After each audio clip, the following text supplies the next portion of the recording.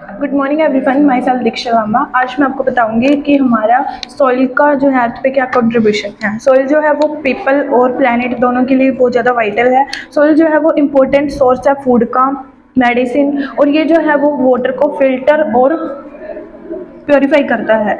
ये फ्लड को रिड्यूस करने में भी बहुत ज़्यादा हमारी मदद करता है, और क्लाइमेट चेंज जो होता है वो भी इसके कारण होता है, या हम कह सकते हैं कि सॉइल का क्लाइमेट चेंज पे इम्पैक्ट पड़ता है।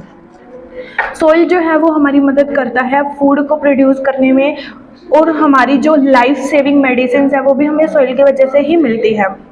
सोइल जो है वो वाटर को, एज वी नो, सोइल जो है वो प्योरीफाई और फिल्टर भी करता है, वाटर को, फ्लड को रिड्यूस करता है, और एटमॉस्फेयर को रेगुलेट करने में भी मदद करता है।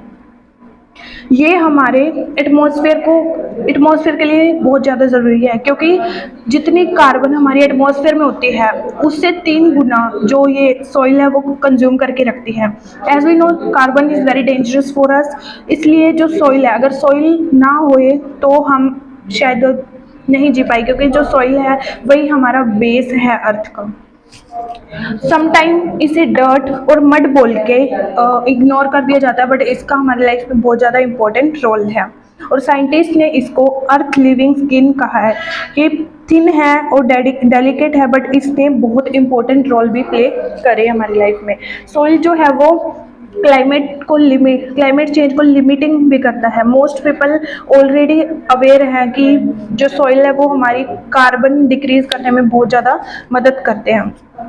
कुछ कार्बन जो है वो स्टोर और कैप्चर करके रखते हैं सॉइल के अंदर as a fresh plant residues and highly decompose material known as humus. Humus की फॉर्म में भी ये कार्बन को अपने अंदर कंज्यूम करके रखता है। ये जो ऑर्गेनिक कंपाउंड है ये हाईली रिच होते हैं कार्बन के अंदर, जिनको सॉइल ऑर्गेनिक मैटर बोला जाता है।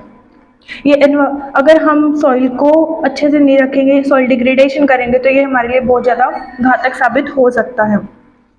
This is why the way in which we use land for agriculture is so important. कि अगर हम एग्रीकल्चर के लिए सॉइल को यूज़ करते हैं तो उसका जो वे है वो हमें अच्छे से, मतलब हमें ऑर्गेनिक फार्मिंग करके सॉइल की फर्टिलिटी को ठीक रखना चाहिए।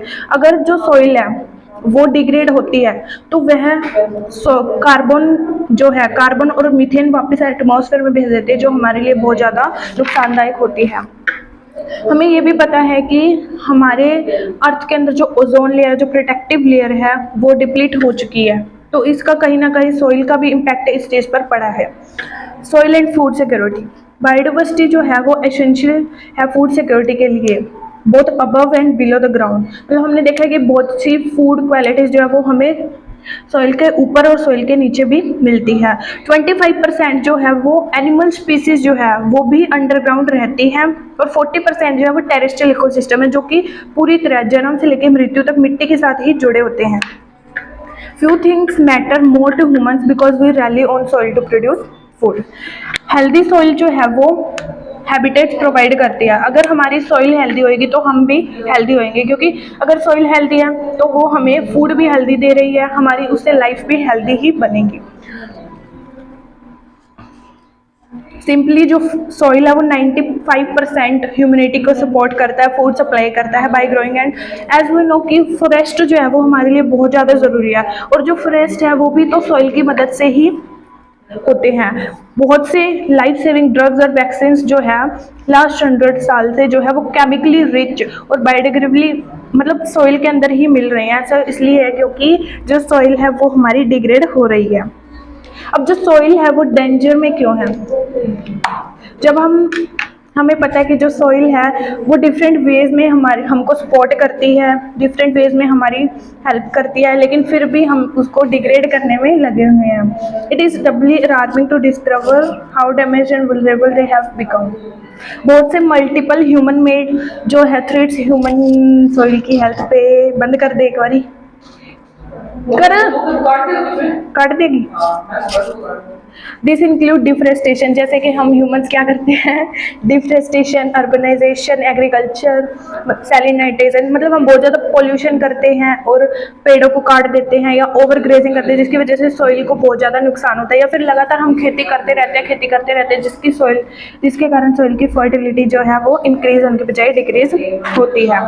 हाई क्वालिटी और फर्टाइल सॉइल जो है वो आसानी से रिप्लेस्ड नहीं होती है।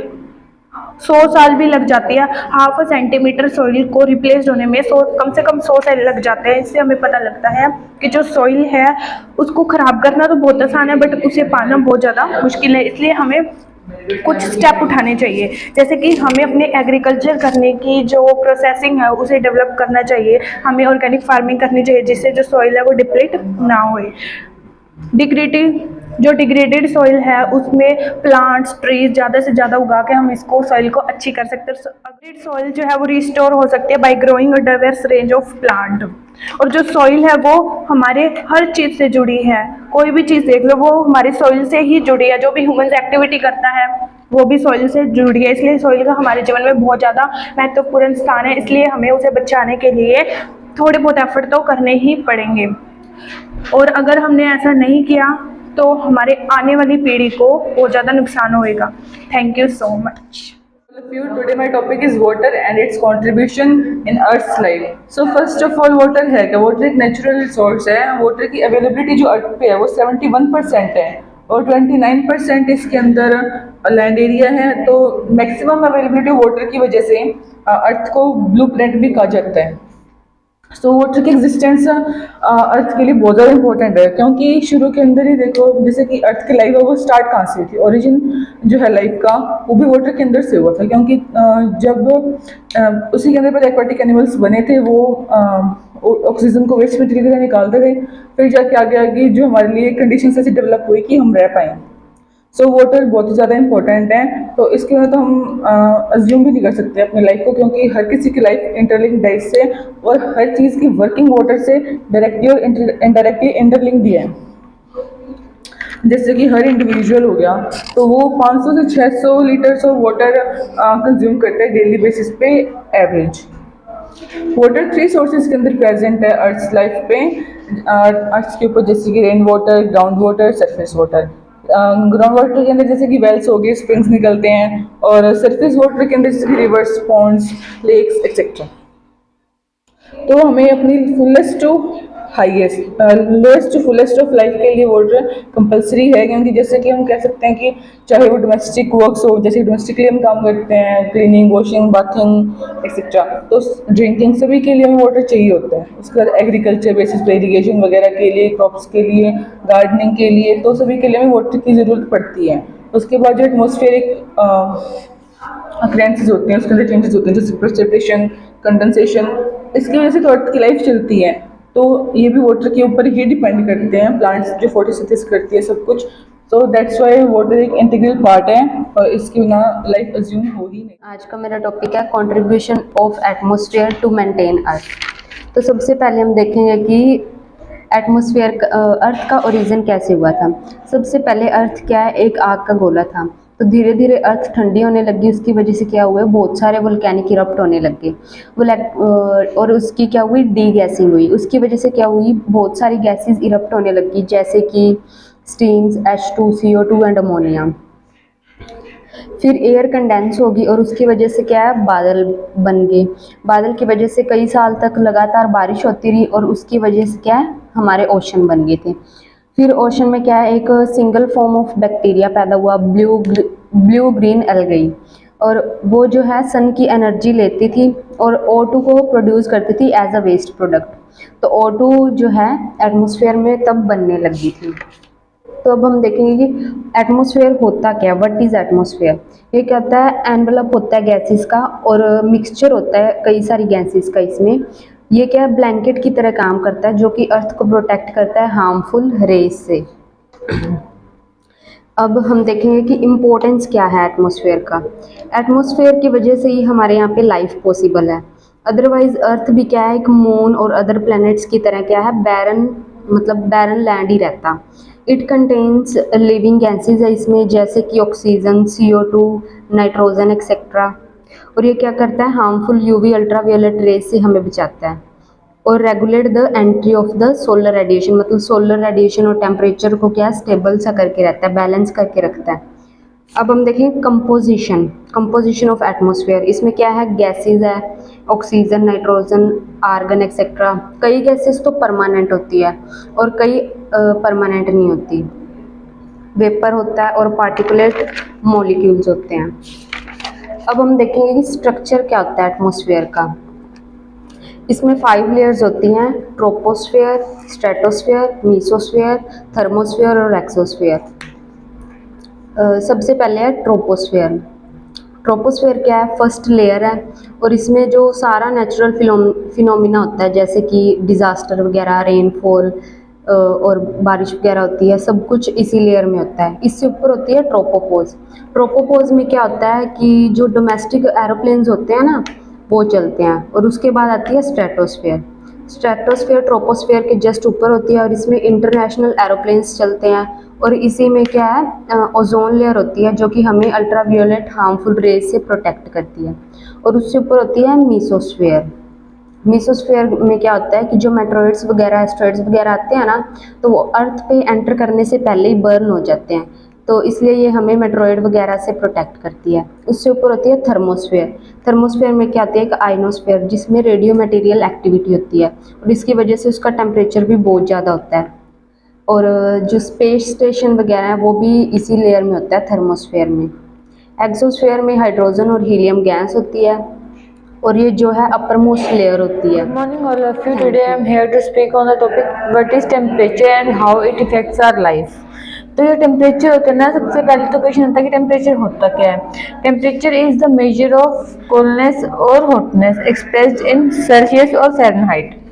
ओके, तो and temperature is also important in every field of life like in physics, chemistry, geo और also an extent of our life. जो टेम्परेचर है वो अपनी लाइफ को भी बहुत तरीके से इफेक्ट करता है। कैसे कैसे? जैसे कि मान लो, जैसे कि जो रेन होती है वो कैसे होती है, जब टेम्परेचर में चेंज आता है ना, तो उसी की वजह से रेन होती है। जब टेम्परेचर बहुत ज़्यादा बढ़ जाता है किसी चीज़ का, मतलब पानी का टेम्परेचर बहुत ज़्यादा बढ़ जाता है, तभी वाटर वेपर्स बनने स्टार्ट होते हैं। और जब ऊपर वही टेम्परेचर कम हो जाता है तो ऊपर वही पार्टिकल लिक्विड में कन्वर्ट होकर रेन कर देते हैं। तो मतलब कि जो रेन होती है वो कहीं ना कहीं किस लिए होती है, टेम्परेचर में चेंज होने के कारण ही रेन होती है। दूसरा है कि जो विंड भी फ्लो करती है ना एक जगह से दूसरी जगह पे, तो वो भी टेम्परेचर में चेंज आने की वजह से करती है। विंड भी high pressure to low pressure करती है। अगर एक जगह बहुत कम टेम्परेचर है और एक जगह ज़्यादा टेम्परेचर है, तो ज़्यादा से कम वाली साइड विंड तभी फ्लो करेगी जब अगर ऐसी सिचुएशन बन रही है। तीसरे, अपन जो भी क्रॉप ग्रो करते हैं, लैंड को फर्टाइल होने के लिए भी रेन चाहिए। वो रेन भी तभी आएगी अगर टेम्परेचर में डिफरेंस है, और क्रॉप भी तभी ग्रो करेगी अगर उसे आइडियल टेम्परेचर मिल रहा है। अगर बहुत ज़्यादा होगी तो क्रॉप ग्रो, अगर टेम्परेचर बहुत ज़्यादा होगा या फिर बहुत कम होएगा तो वो ग्रो नहीं कर पाएगी। जो इंडिया में मानसून आता है ना, और वो भी टेम्परेचर की वजह से ही आता है। जब अफ्रीका में हाई प्रेशर बनता है मतलब कि वहाँ का टेम्परेचर ज़्यादा होता है, और इंडिया में लो प्रेशर बनता है मतलब कि वहाँ पे टेम्परेचर कम होता है। इसी वजह से जो मानसून रेन है ना वो भी आती है। अगर ना एक अप्रोप्रिएट टेम्परेचर नहीं होएगा ना, अगर मान लो अर्थ है वो हीट को बैलेंस ना करे, जो भी सन की तरफ से जो भी हीट आती है अगर उसको वापस रेडिएट ना करे, वापस ना भेजे, तो क्या होएगा, जो अपनी अर्थ है ना वो बहुत ज़्यादा हीटअप हो जाएगी और एक फायर बॉल बन जाएगी। अगर ये इसका उल्टा हो जाए कि मान लो अर्थ है ना वो मतलब उसको ऑब्जॉर्व भी नहीं करती है, हीट को बैलेंस भी नहीं करती है और ऑब्जॉर्व भी नहीं करती है, तो क्या होगा कि अर्थ एक बहुत ठंडा प्लेस बन जाएगा जहाँ पे भी हम नहीं रह पाएंगे। और जैसे कि ऑक्सीजन है जो अपन इनहेल करते हैं, वो भी कब आती है, जब डिफरेंस आता है टेम्परेचर में, विंड फ्लो करती है तो वो विंड अपने साथ ऑक्सीजन को लेके आती है। Movement of heat of by the atmosphere, मतलब कि जो टेम्परेचर है ना उसी की चेंज की वजह से ही सारे वेदर फिनोमिना होते हैं, सारे क्लाइमेट होते हैं। इसलिए आप जितने की और चीज़ पे डिपेंडेंट है जिंदा रहने के लिए, उतना एक अप्रोप्रिएट टेम्परेचर होना भी बहुत ज़्यादा जरूरी है। काफ़ी सारे फैक्टर्स हैं जिस पे टेम्परेचर वो करता है, डिपेंड करता है। अगर वो फैक्टर्स है जो कि टेम्परेचर को इफेक्ट करते हैं, जैसे कि लैटिट्यूड ऑफ अ प्लेस, जैसे कि मान लो अगर आप ऊपर जा रहे हैं, 0 से ऊपर ज़्यादा टेम्परेचर कम होता जाता है। एल्टीट्यूड, अगर हाइट भी बढ़ रही है तब भी टेम्परेचर कम होता है। डिस्टेंस फ्रॉम सी, ये भी क्या करते हैं, टेम्परेचर को इफेक्ट करता है। Air mass circulation, presence of warm and cold current और लोकल एक्सपेक्ट, ये सारे वो फैक्टर्स हैं जो कि टेम्परेचर को इफेक्ट करते हैं। अगर टेम्परेचर की डिस्ट्रीब्यूशन देखें ना, तो जो इक्वेटर वाला एरिया होता है ना, वहाँ पे सबसे ज्यादा टेम्परेचर होता है, मतलब वहाँ पे इंटेंस गर्मी होती है, वहाँ पे सबसे ज्यादा लो प्रेशर वहीं पे बनता है इसी वजह से, क्योंकि वहाँ पे सन की रेज डायरेक्ट आती हैं। अगर जैसे जैसे आप ऊपर जाएंगे ना तो क्या होता है, टेम्परेचर कम होने लग जाता है। इसलिए ना 0 से 30 तक लो प्रेशर होता है, फिर 30 पे हाई प्रेशर बनता है, फिर 60 पे वापस से लो प्रेशर बनता है, और जो 60 पे लो प्रेशर होता है वो रिलेटिव होता है वैसे, और उससे ऊपर जो पोलर एरिया है वहाँ पे भी हाई प्रेशर बनता है, क्योंकि वहाँ पे हीट नहीं पहुँच पाती है। जो कोस्टल रीजन्स होते हैं ना कोई भी मतलब कंट्री के या फिर कोई भी जगह के, तो वहाँ पे ना जो टेम्परेचर होता है ना वो एवरेज सा रहता है। और जैसे जैसे अपन ना एक कंट्री के अंदर जाएंगे, जैसे इंडिया ही है मान लो, तो कोस्टल एरिया पे एवरेज टेम्परेचर होएगा, और जैसे जैसे अपन अंदर जाएंगे तो वहाँ पे इंटेंस गर्मी और इंटेंस सर्दी वाला टेम्परेचर होने लग जाएगा। और जैसे कि कोई एक माउंटेन है तो उसके लीवर्ड साइड होती है, वहाँ पे तो टेम्परेचर ज़्यादा होता है, इसलिए वहाँ पे बारिश भी नहीं होती है और वो ड्राई एरिया ज़्यादा होता है। और जो विंडवर्ड साइड होती है एक माउंटेन की, वहाँ पे टेम्परेचर कम होने के कारण प्रेसिपिटेट कर जाती है जो भी विंड्स होती है, इसलिए वहाँ पे रेन ज़्यादा होती है। तो ये सारे इफेक्ट्स हैं, मतलब कि टेम्परेचर ना अपने हर पार्ट ऑफ लाइफ को इफेक्ट करता है।